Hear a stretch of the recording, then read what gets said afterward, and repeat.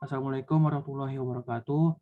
Kami dari kelompok 4 ingin mempresentasikan tugas dari Pak Arief, yaitu bisnis model Canvas dan Veterans. Sebelum mulai presentasinya, kita perkenalkan dulu. Ya, ini rekan saya namanya Husnia Faiza Fikriya dan saya sendiri Muhammad Arafat. Bisnis model Canvas. Bisnis model Canvas adalah strategi pengelolaan bisnis dengan melibatkan desain dan gambar. Setelah itu, desain dan gambar tersebut dikerucut menjadi beberapa aspek bisnis agar menjadi suatu strategi bisnis yang mudah untuk dipahami.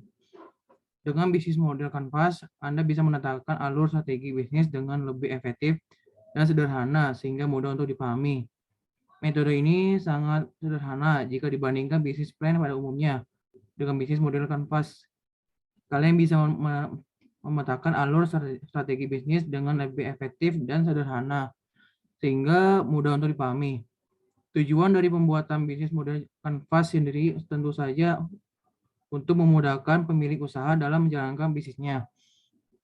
Strategi yang dijalankan pun menjadi lebih terstruktur karena memiliki panduan yang jelas. Sistem Canvas ini kita menggunakan contoh produk dari keripik pisang rasa.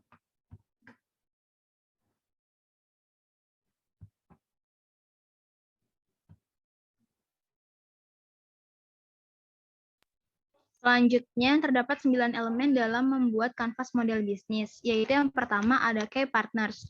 Key partners ini elemen penting yang sangat berpengaruh pada konsistensi dan kelanjutan bisnis dalam periode yang lama. Key partner ini juga bertujuan untuk meningkatkan efisiensi dan efektivitas dari key activities. Yang kedua ada key activities. Key activities ini mencakup semua aktivitas yang berkaitan dengan sebuah produk untuk mendapatkan hasil dari bisnis yang perlu diukur efektivitasnya setiap waktu. Selain itu, key activities akan menghasilkan proposisi nilai. Selanjutnya yang ketiga ada key resources. Key resource ini merupakan daftar sumber daya yang harus direncanakan, serta menjadi aset penting agar aktivitas bisnis dapat berjalan lancar dan terkontrol dengan baik. Dalam hal ini, perhatikan semua jenis sumber daya seperti sumber daya manusia, proses operasional, dan pengelolaan bahan baku. Selanjutnya yang keempat ada value proposition. Value proposition ini menjadi alasan mengapa pelanggan memilih jasa atau barang yang perusahaan kalian tawarkan. Kesempatan ini juga dapat digunakan untuk menunjukkan keunggulan dan menyelesaikan permasalahan pelanggan dengan cara baru. Selanjutnya yang kelima ada customer relationship. Customer relationship ini adalah salah satu cara terbaik untuk menjalin hubungan dengan konsumen, sehingga dibutuhkan kebijaksanaan untuk memberikan pelayanan yang terbaik, baik dari segi biaya, layanan, maupun harga produk. Kemudian yang keempat ada channels. Channel adalah cara untuk menjangkau customer melalui media berupa website, aplikasi, salesperson, hingga online advertisement. Penentuan channel ini sendiri menjadi elemen penting bagi keberhasilan sebuah bisnis. Selanjutnya yang ketujuh ada customer segment. Customer segment ini adalah salah satu elemen penting untuk memulai langkah awal untuk menentukan target pasar Anda. Dalam hal ini, pembisnis harus tahu segmen pelanggan sesuai dengan layanan atau produk yang akan kita berikan. Yang kedelapan ada revenue stream. Revenue stream ini adalah aliran pendapatan yang masuk ke perusahaan yang didapat dari pelanggan. Karena dalam menjalankan bisnis perusahaan, ada biaya yang harus dipertimbangkan seperti produk, bahan baku, atau tenaga kerja. Secara umumnya, revenue stream ini adalah pemasukan yang sudah dikurangi dengan biaya yang dikeluarkan. Yang terakhir ada cost structure.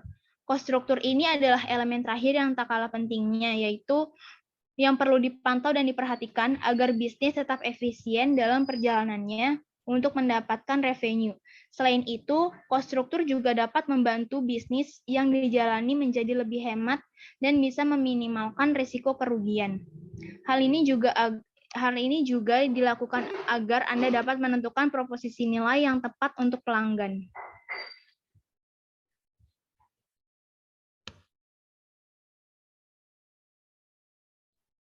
Baik, inilah sistem model kanvas yang dari pisang rasa, keripik pisang rasa.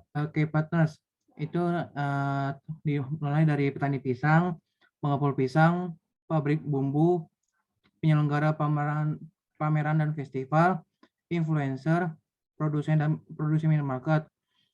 Nah, lalu ke key activities itu ada membeli hasil panen pisang dari petani, mengolah pisang segar menjadi produk olahan, memberi aneka rasa pada produk olahan, memberikan pelayanan ramah, dan mempertahankan kualitas produk. Lanjut ke value proposition. Keripik pisang ini akan dijual dalam berbagai pilihan rasa. Ada keripik pisang rasa sebagai produsen cemilan sehat.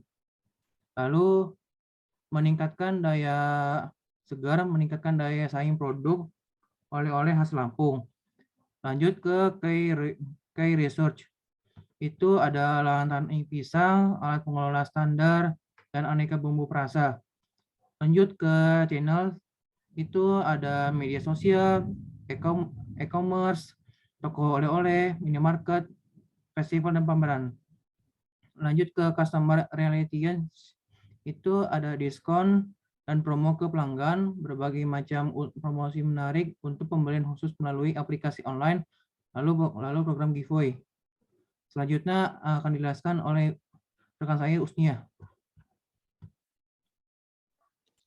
Selanjutnya ada customer segment. Di sini kita pakai wisatawan, produsen, dan konsumen minimarket, kemudian turis, dan warga lokal. Selanjutnya revenue streams, ada modal awal dari pribadi, dana dari investor, penjualan produk keripik pisang, kunjungan wisata ke tempat produksi. Yang terakhir ada cost struktur. Cost struktur di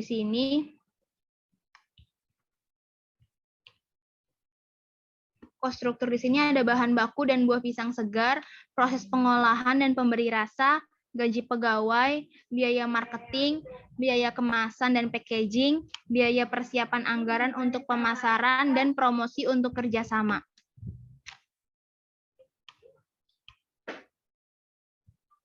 Kesimpulannya adalah bisnis model kanvas menjadi strategi yang dapat memudahkan sebuah perusahaan mengeksekusi semua rencana dengan strategi yang sangat mudah dipahami. Proses produksi juga semakin terarah, mengalir dengan rapi, dan pastinya akan menghasilkan produk berupa barang dan jasa yang lebih berkualitas. Dan dari kelompok kami, kurang lebihnya mohon maaf. Wassalamualaikum warahmatullahi wabarakatuh.